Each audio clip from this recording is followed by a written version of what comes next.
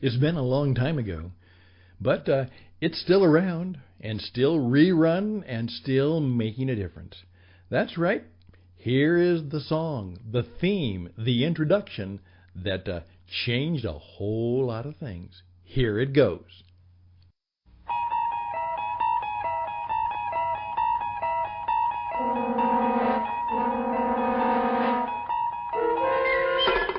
You're traveling through another dimension. A dimension not only of sight and sound, but of mind. A journey into a wondrous land whose boundaries are that of imagination. Your next stop, the Twilight Zone. Well, it is that kind of crazy theme that we begin the day. Hi, this is Stan Houston, and you are in touch. You are in tune with the Jesus Entrepreneur. We come your way from the Christian Entrepreneur Network, and we're here to perhaps take just a few minutes of your time, each kind of a late afternoon, sliding into the evening. Some of you, because it, of course, is on-demand radio, you'll take care of it later in the day, maybe later in the week. You'll kind of put them all together. One guy said, I love your 15 to 20 minutes, and so what I do is I kind of just wait and capture them. And then sometime in the weekend or toward the end of the week, I kind of enjoy your good sense of humor, like your selection of music from time to time. And I just kind of get caught up on some of my stray learning. Now, wasn't that an interesting expression? Stray learning. And I know exactly what he means. He says, what really is true is that you just have a lot of different things about a lot of different things. Obviously, sometimes you're really focused, and I can pick up some ideas right there. But what I have discovered, and he has discovered it too, that oftentimes it's just that stray, interesting tidbit, that stray, interesting idea, that stray piece of learning that you all of a sudden connect, and somehow it helps make life and business on one particular problem or solution kind of work for you. Now, let me tell you something else. Stray learning, particularly if you're in sales and you have to do a lot of contacting and connecting with people, stray learning, it oftentimes just makes you a little more interesting. People just kind of enjoy hearing things that are of interest or different or unusual, and that is kind of the pursuit of the trivia that sometimes on a Trivial Tuesday might just help you to make a friend, make a relationship, have something interesting to talk about. And oftentimes, it is in the trivia talkings, just the things that connect people about things that they have of mutual interest, that actually helps build the business. One of my mentors said, Stan, first of all, be fully present. Number 2, shut up and listen. And then, third, be interesting. Have something that makes people smile. Have something that is just simply unusual from time to time. Oftentimes inspirational, sometimes instructional. Always, it's something that can perhaps someday be a bit useful. Well, that's what we're trying to do. Now, you know what that theme was, of course. The reason I play that is from time to time I'm going to remind you of something you need to know. Now, that was one of the classic television programs of the 1960s, years ago. And, of course, many of you know it was Rod Serling and the Twilight Zone. And that kind of a combination of mystery, science fiction, as he said, imagination. And it was a motley collection of all kinds of things that, and then at the very end of it, he had the closing line, which I use and love to this day. Because sometimes it was kind of far out stuff. Sometimes it was kind of out there. Sometimes you really didn't think you believed that. That was kind of on that UFO thing, which, of course, now they're finding out there may be more truth to the UFO thing than we thought. He would just simply say, for your thought and consideration. For your thought and consideration. But Rod Serling was a master of the microphone. He was a master storyteller. He was a master teacher, and he put it all together as a broadcaster. Now, one of the things that has simply been a fun part of my life since I fell in love with radio as a small child is that I took the broadcasting calls serious. Now, that didn't mean that I made my living in radio and TV. Actually, not a very many of my years and jobs were actually in that category. But I was always there, always connected. Sometimes I was doing some full-time work in it, but it was always a part of the work I did.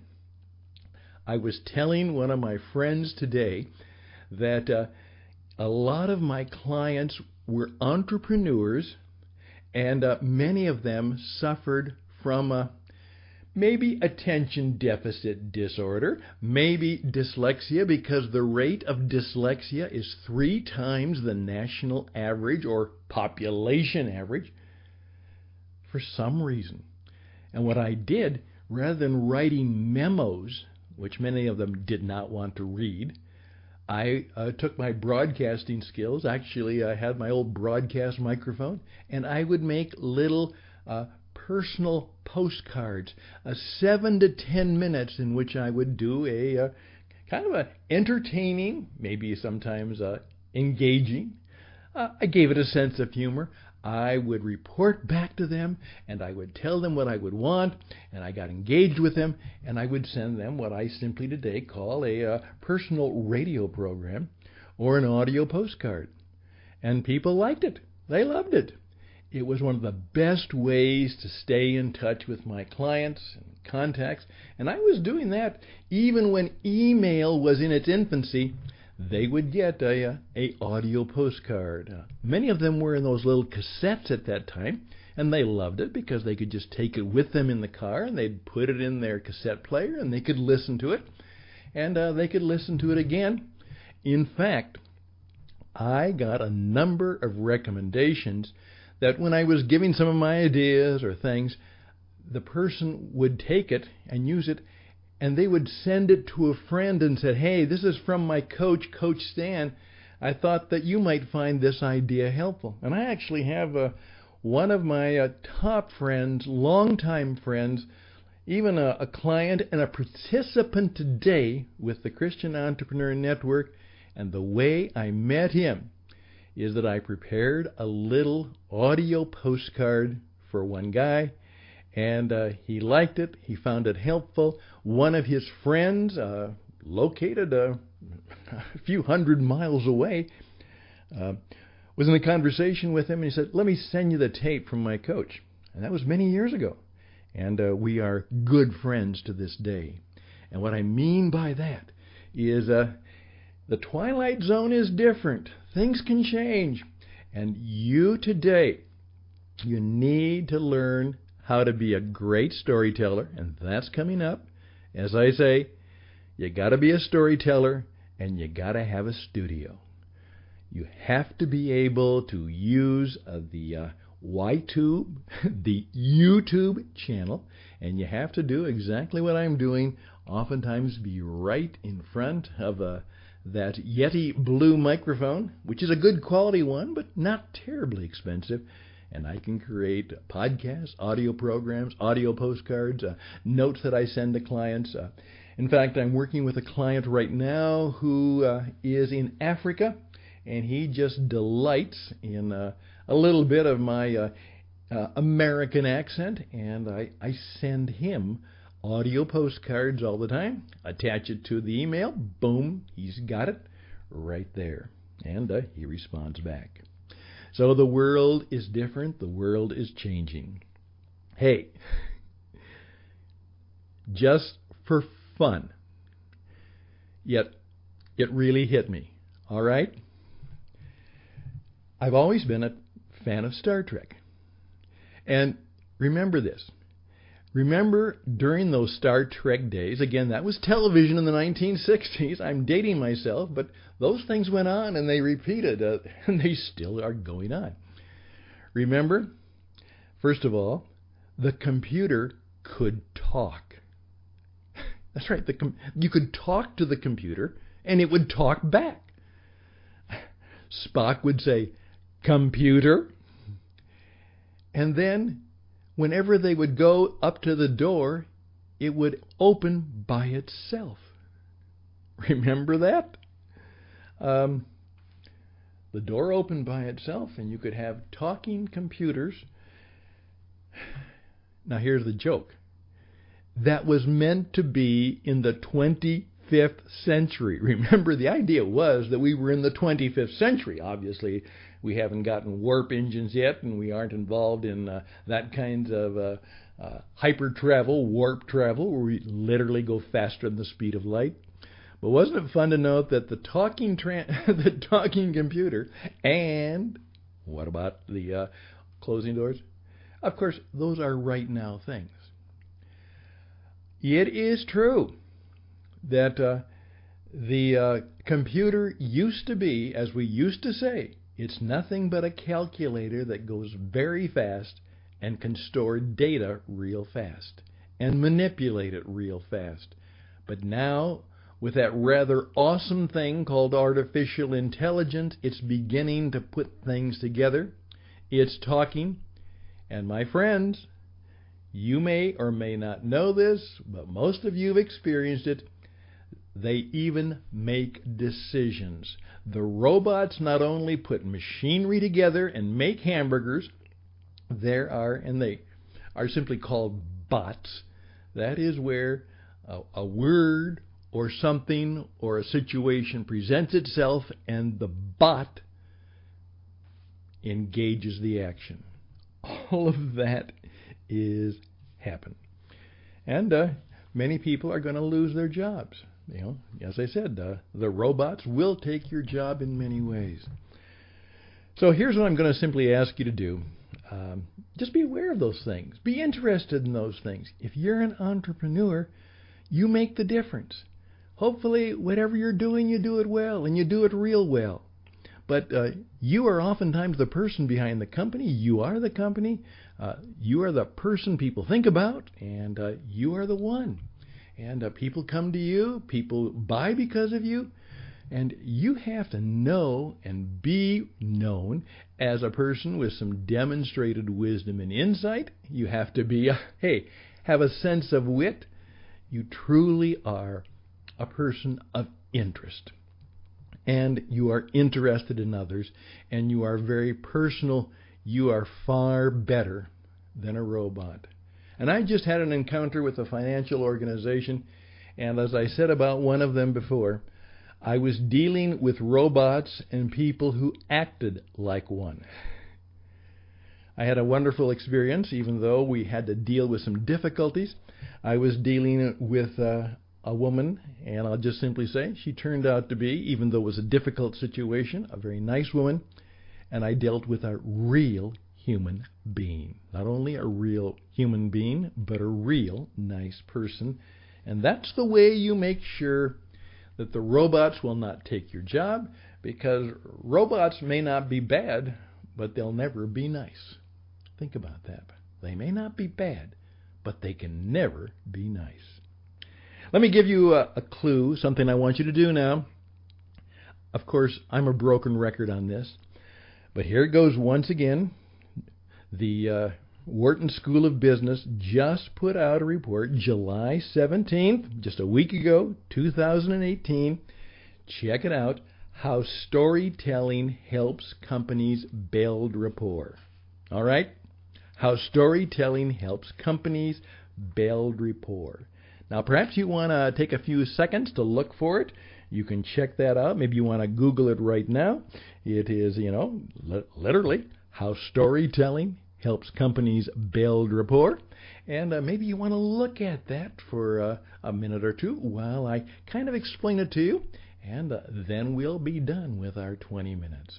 I'm Stan Houston. We're here because the Christian Entrepreneur Network wants you to thrive. It wants you to flourish. It wants you to know how you can live a life of faith and finance and something that will build a future for your life and your business. So check us out at tcenglobal.org, tcenglobal.org.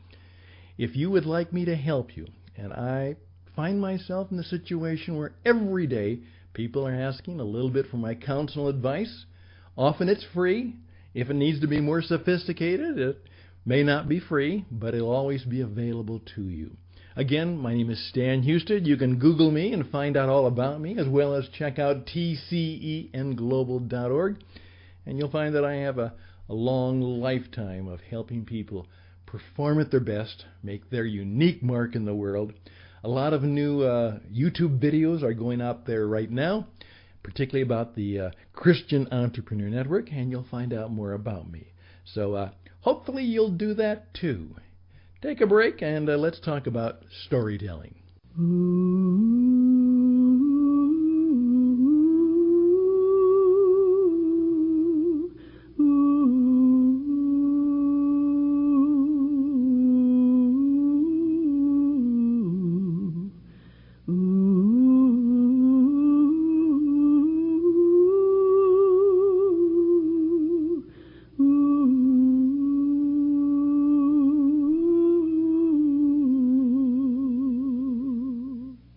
Well, here we go. Knowledge at Wharton, how storytelling helps companies build rapport. North America, books, business radio, and podcasts. And by the way, it was based on a book written by a storyteller, screenwriter by the name of Murray Nossel, who's not only a screenwriter, but a very fascinating character. He is a co-founder and director of Narrative.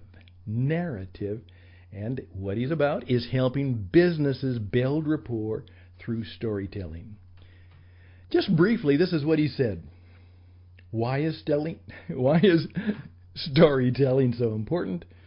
Our brains are hardwired for storytelling. In order to survive, we needed to pass on information important for our survival to our next of kin. We did that through stories. We needed to share with our clan just what kinds of things to look out for in the world that were dangerous and other things that were the key to our survival. Because it's a hardwired brain function, it's the most powerful way of communicating messages to other people.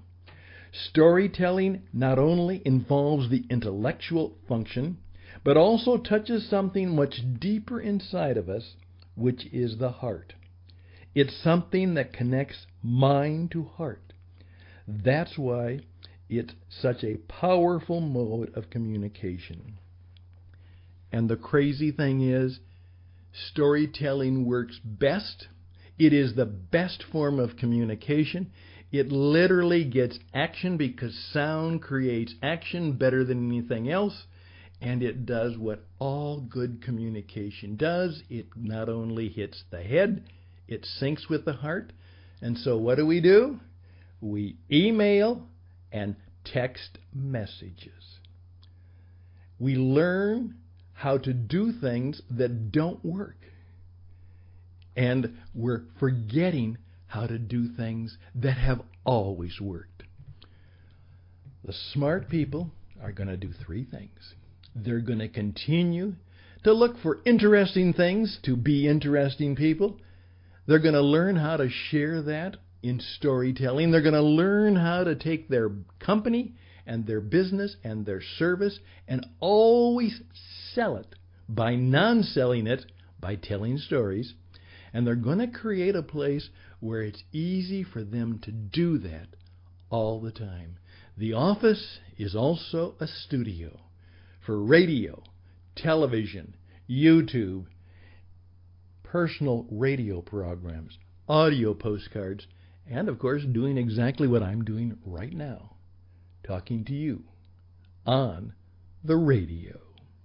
I'm Stan Houston. This is Do It Right Radio. This is Right Now Radio. It's the Jesus Entrepreneur Experience. Thank you for your time. We'll be back.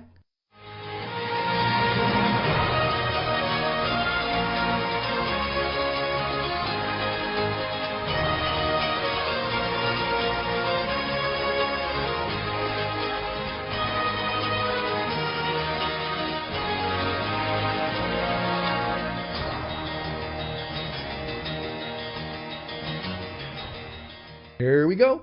Thank you so much. Please keep in touch. Tell me how I can help you even more. Again, studio, storytelling, learn how to do it. Have some good times with maybe, the Twilight Zone. All the best and blessings. We'll see you next time, perhaps tomorrow, if we can make it. I'm Stan Houston. This is the Christian Entrepreneur Network. This is the Jesus Entrepreneur Experience. He told stories and he asked questions. That's what he did, and he did it well. And so should you. All the best and blessings, and bye for now.